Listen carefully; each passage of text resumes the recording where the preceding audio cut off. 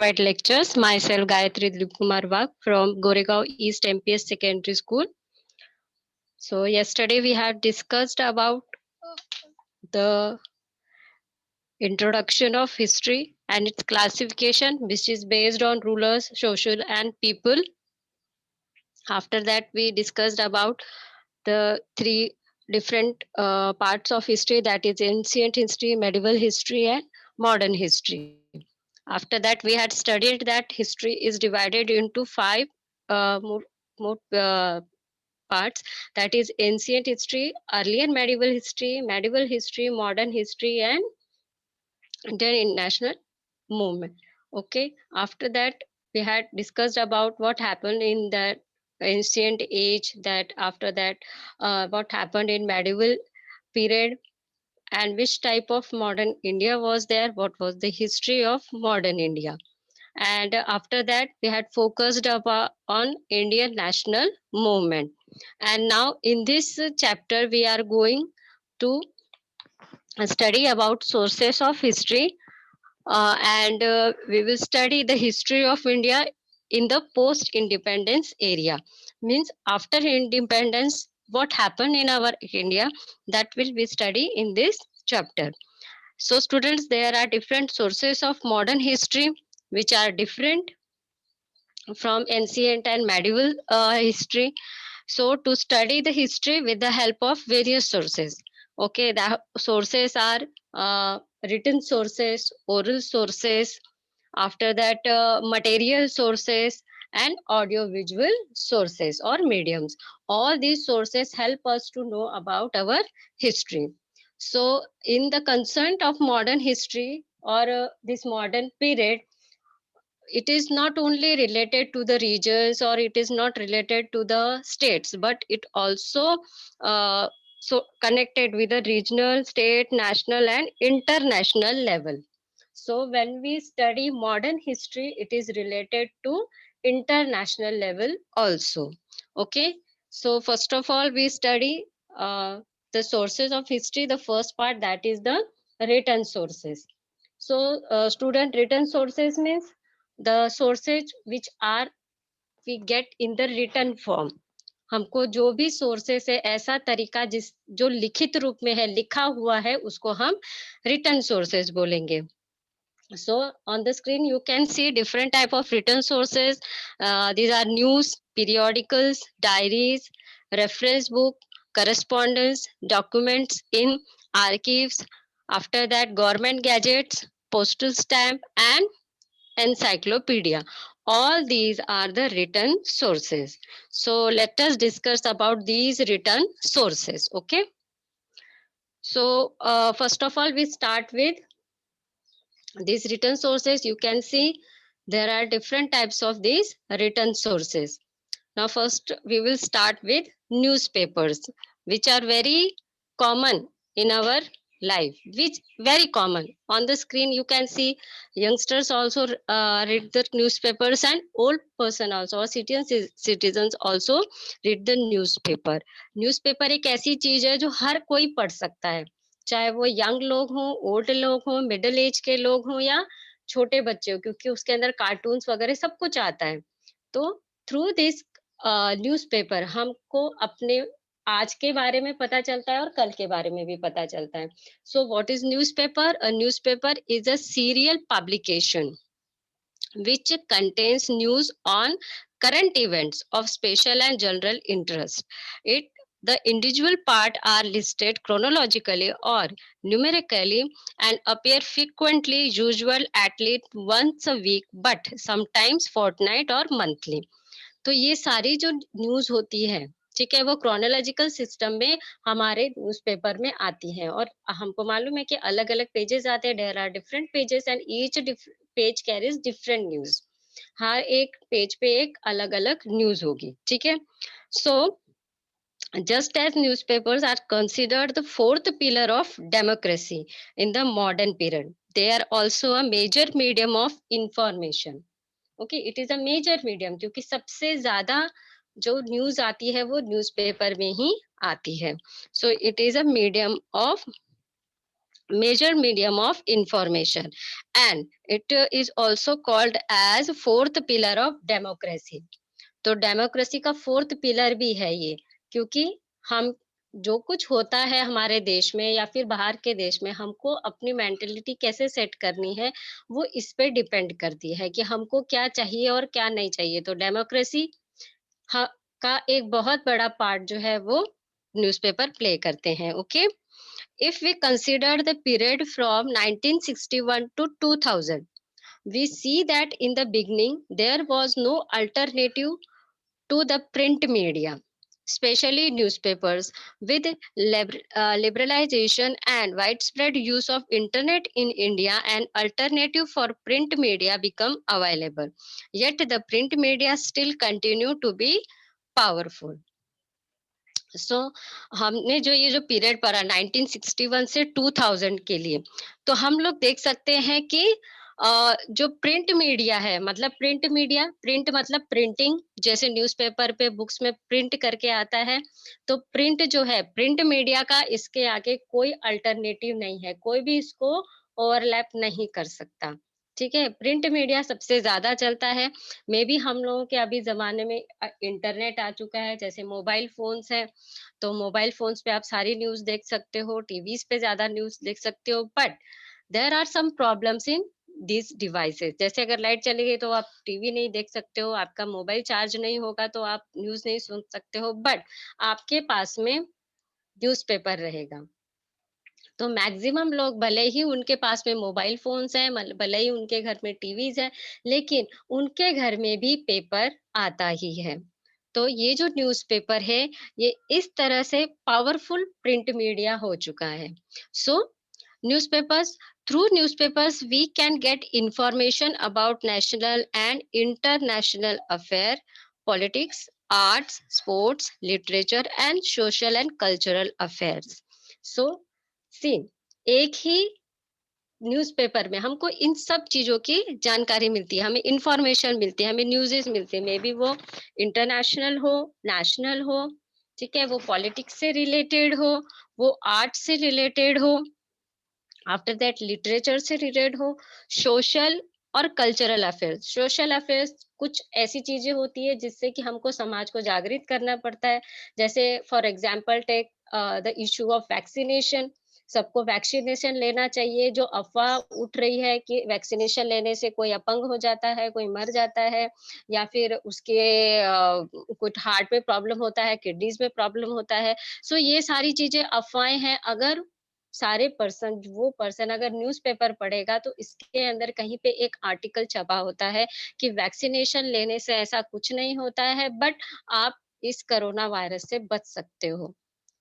तो ये हो गया सोशल नीड, कि ये जन जागृति भी करता है। ठीक है, कल्चरल अफेयर्स, जो कल्चर है, संस्कृति कैसे है, अब कई बार हमने देखा भी होगा पेपर्स में अलग अलग डिफरेंट टाइप के सारी चीज़ें दी होती हैं कि कैसे स्टेट में कैसे कोई त्योहार मनाया जाता है, किसी स्टेट में कैसी आर्ट होती है, किस टाइप के कपड़े यूज़ होते हैं। तो ये सारे हम लोग महाराष्ट्र में बैठे-बैठे मध्य प्रदेश के, आंध्र प्रदेश के सारे कल्चर देख सकते हैं, या उसके बारे में हम जानकारी ले सकते हैं। तो this is related to culture affairs. After that international level पे क्या हो रहा है, बाहर के देशों में क्या हो रहा है, ये सब हमें न्यूज़पेपर से पता ही चलता है। So it is very important.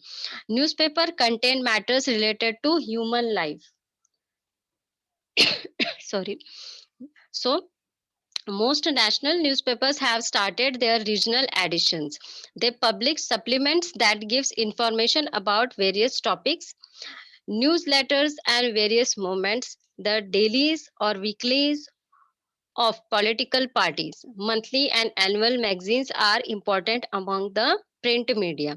So see, there are different types of newspaper, the parts of newspaper. अब newspaper के कैसे हम लोग parts कैसे बोल सकते हैं, क्योंकि बहुत सारे नेशनल न्यूज़पेपर्स होते हैं। देखिए, न्यूज़पेपर्स भी अलग-अलग टाइप के होते हैं। एक न्यूज़पेपर जो होता है वो रीजनल न्यूज़पेपर होता है, कि that only belongs to region, and all type of regional news are printed in that newspaper.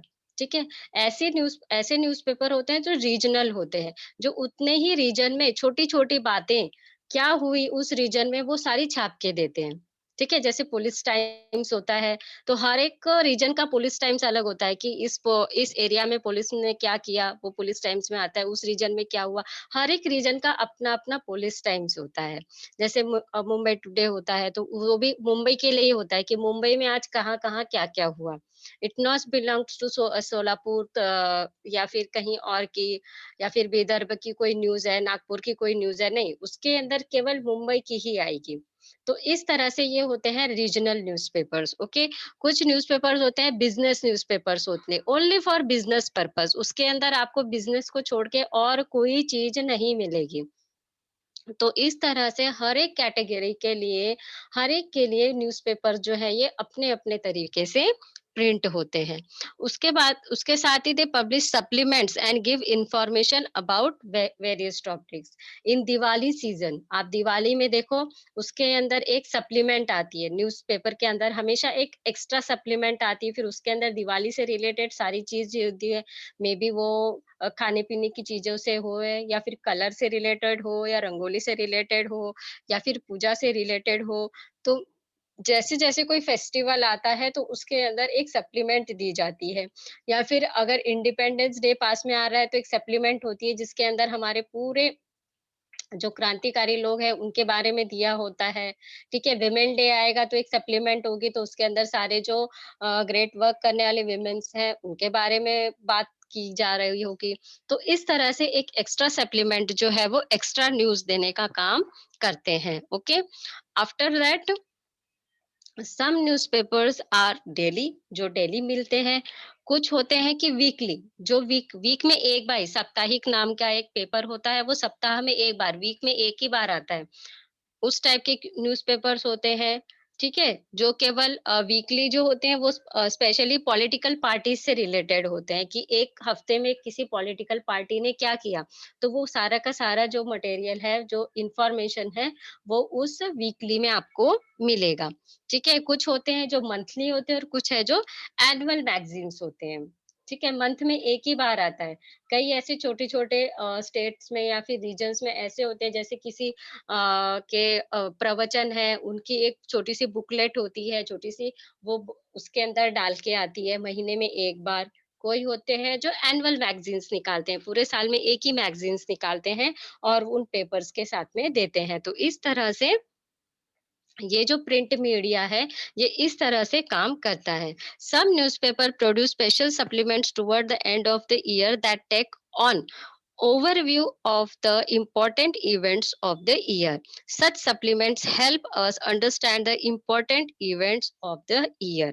इसी के साथ में कुछ ऐसे सप्लीमेंट्स होते हैं, स्पेशल सप्लीमेंट्स, जो साल के लास्ट में पेपर्स में दिए जाते हैं, जिससे कि पूरे साल भर में मेन क्या इवेंट्स हुए, which are the important events held in the whole year, that is published in that supplement.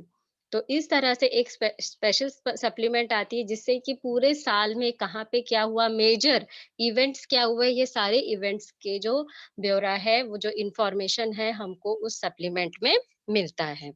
After that, next one is periodicals. So, what is periodicals? Periodicals are magazine, scholarly journals, newspaper, and newsletters. They are publications that are published as regular intervals. Daily newspapers, weekly magazine, and quarterly journals are also periodicals. We usually call these periodicals as magazines. ठीक है? तो periodicals, जिसमें periodicals में आपको कुछ समझ में आएगा, पीरियड मतलब एक लिमिटेड टाइम, ठीक है? तो मैगज़ीन्स जो होती हैं, ये पीरियोडिकल्स होते हैं, ये क्या होता है, लिमिटेड टाइम के लिए होते हैं। अब ये पीरियोडिकल्स भी अलग-अलग होते हैं। जैसे जर्नल्स होते हैं, न्यूज़पेपर भी एक पीरियोडिकल है, because it comes in 24 hours, 24 hour में एक बार आता है, ठीक है? कुछ ऐसी चीज़ें हैं, जैसे हमने बोला कि न्यूज़ लेटर्स हो गए, मैगज़ीन्स हो गए, कुछ वीकली होती हैं, कुछ मंथली होती है, कुछ एनुअली होती है। तो ये सारी चीज़ें जो है वो पीरियोडिकल्स बोलेंगे, और पीरियोडिकल्स मेनली मैगज़ीन्स के रूप में ही आती है, मतलब एक बुकलेट के रूप में हमेशा आती है। You can see on the screen also. See the pictures, they are the periodicals. After that, diaries.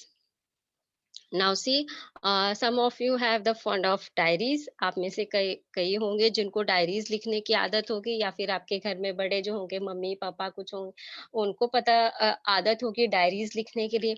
अब ऐसा नहीं है कि डायरीज लिखना मतलब अपनी पूरी जन्म कथा उसके अंदर लिखने का. डायरी का मतलब भी ऐसा होता है कि जो इम्पोर्टेंट इवेंट्स होते हैं, हम उसके अंदर नोट डाउन करते हैं. मेनली जो बिजनेस पर्सन होते हैं, वो उनको पूरे दिन का जो शेड्यूल होता है, छोटा-मोटा जो कुछ शेड्यूल होता है, वो डायरी में लिखते हैं. और उसके कारण क्या होता है कि उनको मेमोराइज रहता है कि आज मुझे क्या काम करना है, या फिर दूसरे दिन वो ये देख सकते हैं कि मेरा कल का कौन-सा काम छूट गया. तो हो गया ना, कल हो गया मतलब वो हिस्ट्री हो गई, लेकिन उसको उस डायरी के कारण नॉलेज मिल रही है.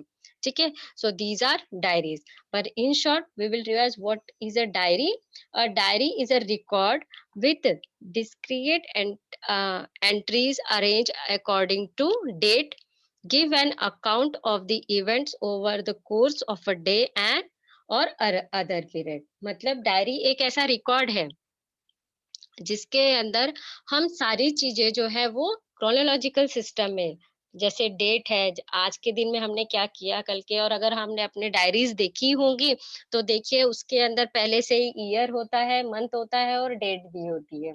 किसी किसी डायरी में तो टाइम के लिए भी जगह होती है कि टाइम कितने बजे आपने क्या किया, ये भी आप नोट डाउन कर सकते हो. तो ऐसे जो कुछ काम है, ठीक है, डेली इवेंट्स हैं, उसके अंदर आपने क्या किया या आपको क्या करना है, ये सब हम डायरी में नोट डाउन करते हैं.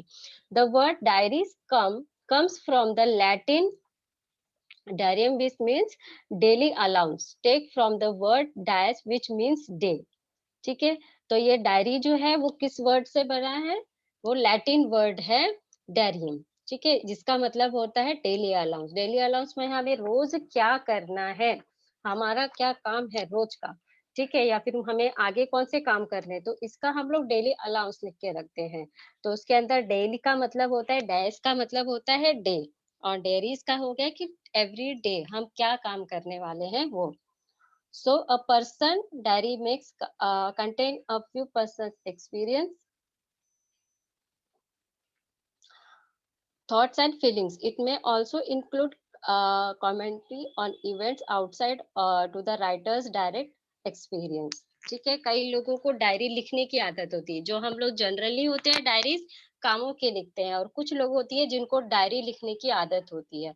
तो डायरी लिखने की आदत कैसे होती है कि पूरे दिन में हमने क्या एक्सपीरियंस किया, मे बी किसी प्रोग्राम में गए तो वहां हमने क्या एक्सपीरियंस किया, किसी से मिलने के बाद हमारी क्या फीलिंग्स हुई, हमें वो पर्सन कैसा लगा. तो ऐसे हर किसी किसी को हर एक चीज लिखने की आदत होती है, तो वो रात को रोज डायरी लिखता है कि आज पूरे दिन भर में क्या हुआ. तो इसका पूरा का पूरा जो इंफॉर्मेशन है वो डायरी में लिखते हैं. ठीक है, तो इसलिए भी डायरी यूज होती है. तो देखिए, जब हम किसी चीज को एक जगह पे लिख के स्टोर कर देते हैं, तो कल के लिए वो हमारी हिस्ट्री तैयार हो जाती है. तो अगर उस आदमी के पीछे अगर या फिर उसके बाद में किसी ने उस डायरी के बारे में पढ़ा, तो उसको उस बारे में सारी की सारी इंफॉर्मेशन जो है वो मिल सकती है. That is the use of diary as a written source to know about the history. Okay. After that, reference books.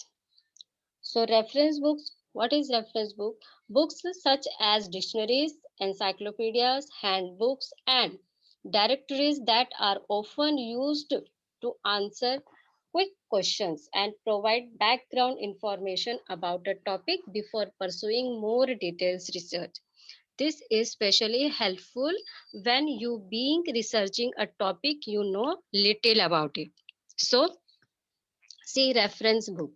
अब आपको रेफरेंस का मतलब ही पता चला होगा कि हम लोग रेफरेंस लेते हैं, किसी से मदद लेते हैं, ठीक है ना, तो उसको हम रेफरेंस बोलते हैं. और रेफरेंस बुक मतलब अगर हम किसी टॉपिक के बारे में पढ़ना चाहते हैं और उसके बारे में हमको बहुत लिमिटेड नॉलेज है, तो अपने नॉलेज को फुलफिल करने के लिए हम रेफरेंस बुक का इस्तेमाल करते हैं.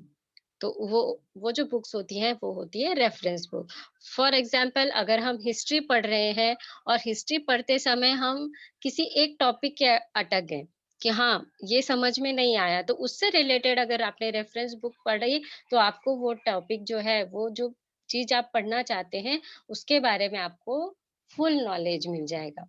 फॉर एग्जाम्पल अगर हम शिवाजी महाराज के बारे में पढ़ रहे हैं, तो अगर हम शिवाजी महाराज के बारे में पढ़ रहे हैं और एक हो गया कि उन्होंने तोरना का किला जीता, तो आप बोलेंगे उन्होंने तोरना का किला कैसे जीता? अगर आपको इसकी जानकारी चाहिए कैसे जीता, तो यू यूज़ रेफरेंस बुक। आपने रेफरेंस बुक पढ़ा तो उनकी पूरी डिटेल जो है कि हाउ दे कॉन्कर्ड द तोरना किला, वो आपको वहाँ पे पूरा मिल जाएगा। It means it help reference book है, ये हमारे नॉलेज को बढ़ाने के लिए हेल्प करती है। So a volume that contain fact, statistics, biographical information or other such information, or it may be also used to find information in other sources also. तो ये जो वॉल्यूम्स होते हैं, हर एक जो पार्ट होता है उसको वॉल्यूम बोला जाता है। तो रेफरेंस बुक का हर एक वॉल्यूम जो होता है उसके अंदर अलग अलग इंफॉर्मेशंस दी होती है। ठीक है, तो ये जो इंफॉर्मेशन है ये आपको किसी और अदर सोर्स के बारे में भी पढ़ने के लिए फायदेमंद रहती है। That is reference books. After that correspondence. Correspondence it means books हो गई, लेटर्स होंगे, इसको हम करस्पॉन्डेंस बोलते हैं। सो correspondence is defined as communication generally through letters और ईमेल्स। ठीक है, करस्पॉन्डेंस का मतलब होता है जब हम किसी को राइटिंग में किसी के साथ में कांटेक्ट में देते हैं। जैसे हम किसी अभी लेटर्स लिखते हैं, आप लोग मोबाइल पे टाइप करते हो, ठीक है, लेटर्स टाइप जो करते हो, लेटर्स बनाते हो या फिर हम लोग ईमेल भेजते हैं, तो ये हो गया करस्पॉन्डेंस। करस्पॉन्डेंस हमेशा डिस्टेंस लेवल पे किया जाता है, मतलब एक आदमी दूसरा आदमी से बहुत ज्यादा दूर है और उन दोनों के बीच में जो कनेक्शन है वो थ्रू राइटिंग से हो रहा है, और उसी को हम क्या बोलते हैं, करस्पॉन्डेंस बोलते हैं। ठीक है, तो ये होता है correspondence. Mainly it is used in business. ठीक है, बिजनेस में ये यूज किया जाता है करस्पॉन्डेंस जो है। और उसी के साथ में अगर हमने आपने कभी जाना होगा कि एजुकेशन के जो अलग अलग तरीके हैं, ठीक है, उसके अंदर पे भी एक करस्पॉन्डेंस एजुकेशन होता है कि जो कोई है वो घर पे रह के ही उसको घर पे बुक्स आती हैं, वो पढ़ सकता है। और वो लेटर से, अभी तो मोबाइल फोन्स आ गए, पहले तो वो लेटर भेज के अपनी क्यूरीज जो थी वो किसी भी कॉलेज से क्लियर कर सकता था, जिसको करस्पॉन्डेंस एजुकेशन बोलते थे। ठीक है, तो correspondence it means by the use of letters और ईमेल्स। ठीक है, इसका यूज करके जो हम नॉलेज एक्वायर करते हैं, that is correspondence. Okay, after that documents in archives. अब आर्कीव, डॉक्यूमेंट्स इन आर्कीव्स, आर्कीव्स का मतलब होता है कि a place where historical documents are preserve, it called archives. मतलब ऐसी जगह जहाँ पे हिस्टोरिकल डॉक्यूमेंट्स जो है वो प्रिजर्व किए जाते हैं, तो उसको हम आर्कीव्स बोलते हैं। The main office of the national archives of India is at new Delhi. New Delhi में आपको आर्कीव का जो ऑफिस है वो मिल जाएगा। It is the largest among the archives in Asia. Asia की सबसे बड़ी आर्कीव जो है वो वहां पे, आर्कीव को हम लोग पुरातन विभाग भी बोल सकते हैं। ठीक है, so an archive is an accumulation of historical records. accumulation मतलब घर होना, किसी चीज का घर, किसी की चीज के लिए सेफ जगह। So archive is an accumulation of history records in any media or the physical facility in which they are located. Archives contain primary sources documents that have accumulated over the course of any individual or organization lifetime and are kept to show the function of the person of the organization. So in short, as we know, document जो है, जो भी documents होते हैं, जो भी written वे में सारी चीजें होती है, जिस जो हिस्ट्री के बारे में हमको बता सकते हैं, वो सारे रिकॉर्ड जो है वो आर्कीव्स में रखे जाते हैं। सो इट जो we can say the old documents which are stored in the archives. Okay, after that the next one is government gadgets. So government gadgets जो है, we can also call it as government orders. ठीक है। Official orders जो government से मिलती है उसको हम गवर्नमेंट गैजेट जो है वो बोलते हैं। So an official gadget is a legal newspaper of a country or of an administrative part of a country which publishes the text of new laws, decrees, regulation, territories, legal notices and court decision. The text published in is the authoritative version and commonly the only published version. Now see, gadget हम government gadget को क्यों बोलते हैं, क्योंकि ये government की तरफ से आया होता है, ठीक है।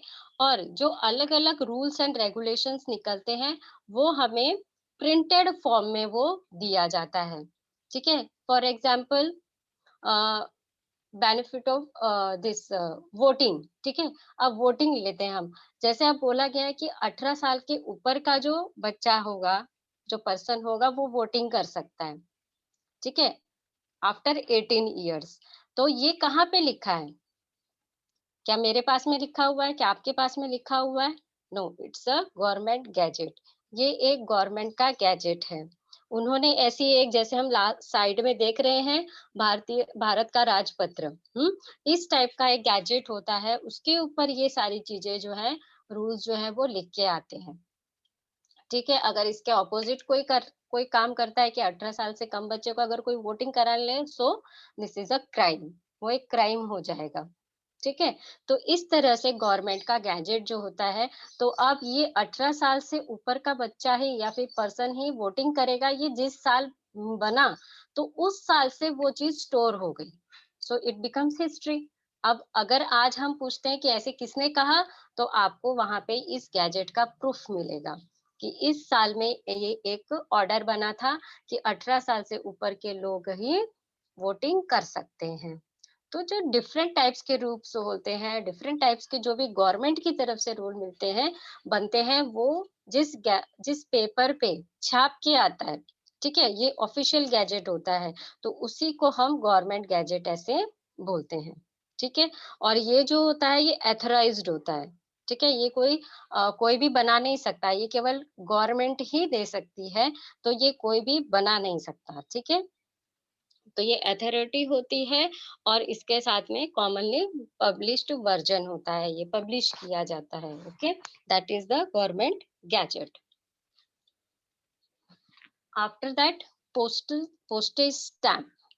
Now postage stamp, अभी आप लोगों के मतलब आप अभी छोटे हो, आप लोगों ने पोस्ट के स्टैम्प जो होंगे वो बहुत कम देखे होंगे, क्योंकि पहले मोबाइल फोन्स नहीं रहा करते थे, और मोबाइल फोन्स भी रहेंगे तो उसके ऊपर हम लोग कोई चीज रिटर्न वे में नहीं दे सकते थे, ओनली ओरली कम्युनिकेशन होता था।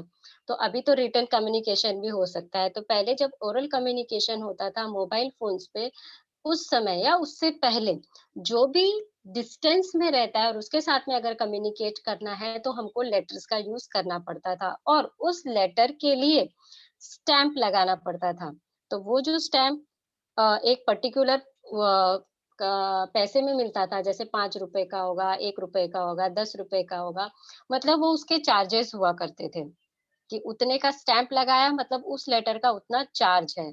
और फिर वो स्टैम्प जो है, जिस एड्रेस लिखा होगा उस एड्रेस पे वो जो था लेटर पहुंचाया करता था।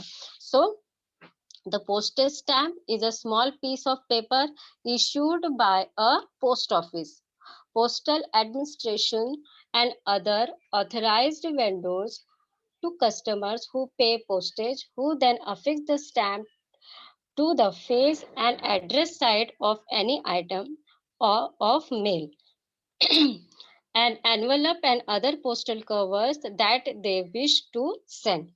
तो जैसे मैंने आपको बताया कि समझ लीजिए कोई आपको बर्थडे कार्ड भेजना है, तो उसके ऊपर जो स्टैंप लगेगा उसके वेट के अनुसार उतने रुपए का आपको वहां पे स्टैंप लगाना पड़ेगा, ठीक है। फिर उसके ऊपर जो पोस्टल एरिया है उसका स्टैंप लगता था, मतलब सिक्का लगता था, और फिर वो पोस्ट किया जाता था। तो इस तरह से ये जो स्टैंप है, अभी आप यहाँ पे दे सकते हो कि एक फ्लैग वाला स्टैंप है, 1947 पोस्टेज लिखा है, इसके ऊपर 3.5 AS लिखा हुआ है। ठीक है ना। और यहाँ पे हम देख सकते हैं कि साइड में बहुत सारे ये स्टैम्प्स हैं। अब ये स्टैम्प्स जो थे, इनके ऊपर एक पर्टिकुलर पैसे का मेंशन रहता था, 5 रुपए का स्टैम्प है, 1 रुपए का है, 2 रुपए का है, 10 रुपए का है। तो इस तरह से उसके ऊपर पैसे लिखे हुआ करते थे कि आपको ये स्टैम्प कितने में खरीदना है। तो वो पोस्ट से उतना रुपए का स्टैम्प खरीद के फिर वो लेटर पे चिपकाया जाता था। और जिस साइड पे एड्रेस है, उसी साइड पे ये स्टैम्प जो है चिपका के फिर उसे पोस्ट कर दिया जाता था। Okay. Now postage stamp, the postage stamp don't reveal anything on their own, yet a historian makes them speak. There have been several changes in postage stamps. Since India became independent, postage stamps reveal a lot to us about changing times due to the variety in the size of the stamps, the novelty in their subjects and color schemes. Now see, हमने तो ये देख लिया कि वो कितने currency कितने रुपए के मिलते थे या फिर उसको कितने में खरीद के फिर हमको लगाना। लेकिन इसके साथ में ही एक दूसरा पहलू भी हमको देखने को मिलता है पोस्टल स्टैम्प्स का, कि जिस देश का वो स्टैम्प रहेगा उस देश में जो नई चीज आई होगी उसी का एक फोटो जो है उसके ऊपर लगा होगा। ठीक है। उसी का, जैसे अभी हम यहाँ पे देख रहे हैं कि इंडियन फ्लैग है। इट मीन्स क्या, कि वो इंडिपेंडेंस जब मिली हमें इंडिया, तब उसके टाइम का ही होगा, उतने के टाइम का। इसलिए तब हमें हम लोगों को इंडिपेंडेंस मिली, इसलिए हमारा नेशनल फ्लैग हमें हमारे लिए बहुत इम्पोर्टेंट था। तो इसलिए उस स्टैम्प के ऊपर आपको इंडियन फ्लैग मिलेगा। यहाँ पे साइड में कुछ स्टैम्प्स के सैंपल्स हैं। यहाँ पे देखिए मदर टेरेसा का भी आपको फोटो दिखेगा, गांधी जी का फोटो दिखेगा, आपको प्लेन का फोटो दिख रहा है। तो इस टाइप के कई जो स्टैम्प्स होते हैं उसके ऊपर किसान का जो धान होता है उसका होता है, और साथ में जो काटने के लिए यूज करते हैं उसका यूज होता है। तो इस तरह से अलग-अलग जो सिंबल्स हैं वो स्टैम्प के ऊपर दिए जाते थे कि उस देश में सबसे अच्छी चीज तब क्या हुई। ठीक है ना? जैसे अभी कोई स्टैम्प पे सरदार वल्लभ भाई पटेल का आपको पिक्चर दिखेगा, कहीं पे गांधी जी का दिखेगा, कहीं नेहरू जी का, कहीं पे इंदिरा गांधी जी का, कहीं राजीव गांधी जी का। ठीक है ना? तो इस तरह से अलग-अलग जो भी इवेंट्स, अगर कोई इवेंट वहां पे हुआ है तो उस इवेंट का फोटो दिखेगा। जैसे ओलंपिक्स जो हुए, ओलंपिक का फोटो वो लोग पिक्चर छापते हैं उसके ऊपर। तो इस तरह से अगर किसी कंट्री में कोई नई चीज हुई है तो उसका पिक्चर जो है वो स्टैम्प के ऊपर आता है। ठीक है। The postal department issue postage stamp on a wide variety of things like political leaders, flowers, animals, birds and events on और the silver, golden, diamond jubilees of century of bicentric, all these transcentric and different events. It is also there for a valuable repository of the history. ठीक है। तो इसका मतलब है कि जो भी हमारे देश में कोई भी नई चीज, जैसे अब गोल्डन जुबली हो रही है, सिल्वर जुबली हो रही है, किसी भी चीज की, तो वो जो इवेंट है वो वहां पे आपको स्टैम्प के ऊपर दिखेगा। तो इस तरह से पोस्टल डिपार्टमेंट जो है वो हर एक इवेंट को फोकस करके स्टैम्प को उसके ऊपर लेके आते थे, और इस तरह से ये जो स्टैम्प्स है वो बनते थे। Okay. So next one is encyclopedia. Now see encyclopedia. अब encyclopedia को हम शब्दकोश पहले बोलते थे कि जैसे डिक्शनरीज जो होती है वो शब्दकोश होते हैं। ठीक है। तो encyclopedia एक ऐसी चीज है जिसके अंदर आपको सारी नॉलेज मिलेगी। So encyclopedia means a print encyclopedia is a set of books that contains information about many different subjects, because the amount of information cannot all be put into one book, so it is divided into many smaller books. Such each book is known as volume. Now see encyclopedia, अभी हमारे यहाँ पे कितना knowledge है, कितनी information है। For example how many subjects are there, बहुत सारे सब्जेक्ट्स हैं, बहुत सारे टॉपिक्स हैं, और वो टॉपिक्स को इलेबोरेट करके हम लोग हर एक चीज एक ही बुक में नहीं लिख सकते। फॉर एग्जाम्पल अभी आप 6 सब्जेक्ट पढ़ते हो तो 6 जो सब्जेक्ट आप पढ़ रहे हो सबके लिए आप एक ही नोटबुक बनाते हैं हम लोग? नो, हम लोग हर सब्जेक्ट के लिए अलग अलग नोटबुक बनाते हैं और हर टॉपिक के लिए एक नया पेज स्टार्ट करते हैं। ठीक है, तो वैसे ही एनसाइक्लोपीडिया जो है वो अलग अलग वॉल्यूम्स में होती है, अलग अलग बुक्स होती हैं ये, और हर एक बुक में किसी एक सब्जेक्ट को लेके, एक टॉपिक को लेके सारी इंफॉर्मेशन जो है वो लिखी जाती है। Another we can say as encyclopedia is a reference source we use to get information for a report, to find answer to a question, or to read about something in which we are interested. Okay, there are two types of encyclopedia, that is print encyclopedia and online encyclopedia. See, again one more informative कि अगर encyclopedia है तो अगर वो book के रूप में हमको प्रिंटेड मिलता है तो उसके साथ में हम लोग अभी ऑनलाइन भी देख सकते हैं। जैसे अभी आपको अगर कोई टॉपिक पढ़ना हो तो आप उसके ऊपर गूगल के ऊपर डालो तो आपको उसका सारा इंफॉर्मेशन मिल जाता है। ठीक है ना, आप विकिपीडिया जो देखते हैं, Wikipedia that is also like an encyclopedia.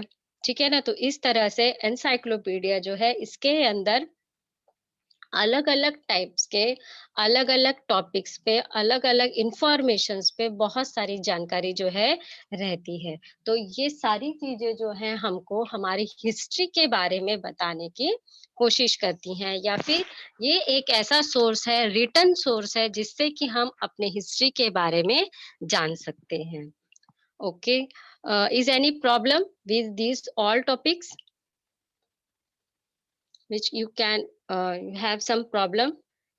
So we have studied about newspaper, periodicals, diaries, reference book. After that, correspondence, documents in archives, government gadgets, postal stamp, and encyclopedia. All these are the written sources. Okay. After that, one more source is there, that is Press Trust of India. So Press Trust of India, that is also known as PTI. So after 1953, the Press Trust of India has been an important source of primary details of all important events and of articles on important subjects. Press Trust of India has provided reports, photographs, and articles on financial and scientific issues to newspaper. PTI has now started its online services. During the 1990s, PTI started using the satellite broadcast technology instead of teleprinters to send news all over the country. This material is also for writing the sources or history of modern India. So see, Press Trust of India, it is a news agency corporately owned by Indian newspaper, which joined together to take over the management of the Associated Press of India and the Indian outlets of the Reuters news agency of Great Britain. It has begun operating in February 1949 and its headquarters is Mumbai. सो इसका headquarter Mumbai में है, जो start हुआ फरवरी 1949 से। सो press trust of India, that is PTI. Press का मतलब ही है printing, जो होता है किस में प्रिंट होता है, न्यूज़पेपर में। तो न्यूज और ट्रस्ट का मतलब होता है विश्वास। तो ऐसे विश्वासी चीज जो प्रिंट रूप में आ रही है, तो वो है प्रेस ट्रस्ट ऑफ इंडिया। ठीक है, 1953 में के बाद में, मतलब देखिए ये कहाँ कब स्टार्ट हुआ, 1949 में इसका हेडक्वार्टर बना मुंबई में। ठीक है, और 1953 मतलब अब इसके आगे 1953 के बाद में जो कुछ न्यूज़पेपर में छाप के आता था, इसको और एथेंटिक बनाने के लिए और इसके अंदर सच्चाई भरने के लिए प्रेस ट्रस्ट ऑफ पीटीआई है, इन्होंने डिफरेंट फोटोग्राफ्स जो थे, रिपोर्ट्स जो थे, आर्टिकल्स, साइंटिफिक इश्यूज जो हुआ करते थे, जैसे अभी कोई मून पे गया है तो उसके जो पिक्चर्स हैं वो, अब यहाँ से कैमरा लेके तो हम तो फोटो नहीं खींच सकते, तो ये सैटेलाइट का काम है।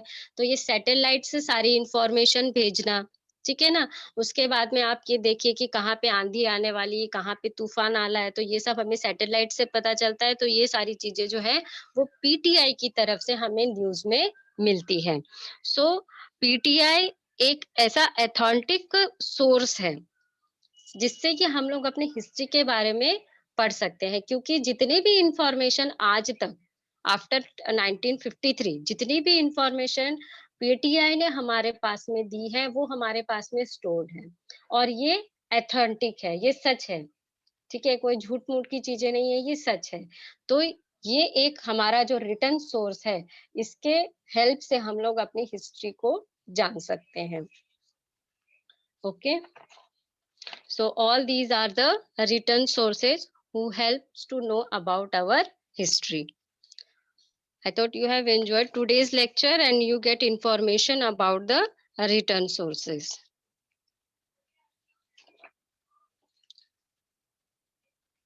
Hello. Yes, teacher. Yes, sir.